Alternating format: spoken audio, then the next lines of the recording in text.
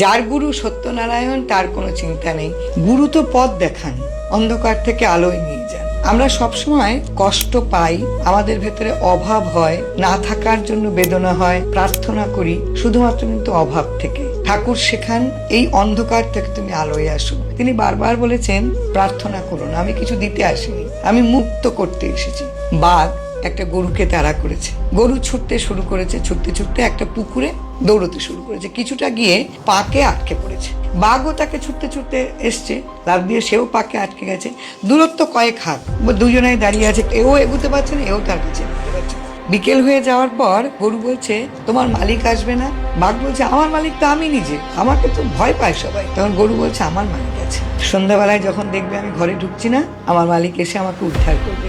ঠিক সন্ধ্যের পর মালিক এলো, এসে গরুটাকে উদ্ধার করলো। গরুর এই দৃষ্টান্তটা ঠাকুর গল্পের মাধ্যমে বলেছেন, গুরু একজন দরকার, যে পথ দেখাবে, অন্ধকার থেকে আলোয় নিয়ে যাবে, সত্যকে অবলম্বন করা গুরু শেখায়। মায়া মোহ এই যা কিছু আমরা দেখছি সব ভুল, এগুলো বুঝতে পারবো, বুঝতে পারে শুধু কর্তব্যগুলি করে যাবে, আর থাকবে অবিরাম নাম। তখন যত বেগ আসুক, যত ধাক্কা আসুক, সহ্য করে নেওয়া যায়।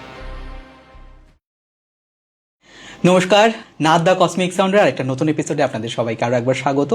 আর আজকে আমরা আলোচনা করব ঠাকুর প্রসঙ্গ। আজকে সেই আলোচনার যিনি অংশগ্রহণ করতে এসেছেন মানসীদি, তোমাকে অনেক অনেক স্বাগত আমার স্টুডিওতে। নমস্কার। নমস্কার, কেমন আছো বলো? আছি, আজ একটু গলাটা একটু ডিস্টার্ব করছে, ঠিকই আছি।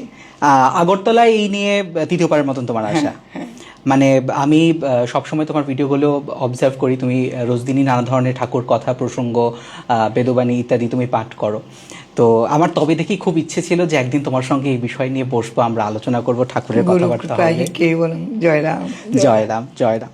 দিদি, তোমার কাছে সবচেয়ে প্রথমে যেই জিনিসটা জানতে চাইবো, এই যে রাম ঠাকুর, তুমি যদি আমাদের দর্শকদেরকে বোঝাও যারা হয়তো আজকে তোমাকে প্রথমবারের মতন আমার চ্যানেল দেখছে, ঠাকুর কে ছিলেন? তিনি ছিলেন, শ্রী শ্রী রাম ঠাকুর ছিলেন আধ্যাত্মিক সাধক, তিনি গুরু। কৈবল্যনাথ রূপে, সত্যনারায়ণ রূপে তিনি পূজিত হন। তার জন্ম হয়েছিল রাধা মাধব চক্রবর্তী বিদ্যালঙ্কার, তিনি তান্ত্রিক ছিলেন। আর মা কমলা দেবী, তার জন্ম হয় সেই পরিবারে। জন্মের পরে প্রথম থেকেই বাড়ির লোকেরা তাকে বুঝতে পেরেছিলেন দৈব কৃপা প্রাপ্ত এই ছোট্ট ছেলেটি। বাবা মারা যাওয়ার পর স্বপ্নে নাম পান। এবার বাড়ির লোকেরা তো বুঝতে পারেন তিনি বেশ দৈব কৃপা পাওয়া। তো তার পিসি তাকে একবার বললেন, রাম, চন্দ্রনাথ দর্শনে যাব, একটু নিয়ে যাবি?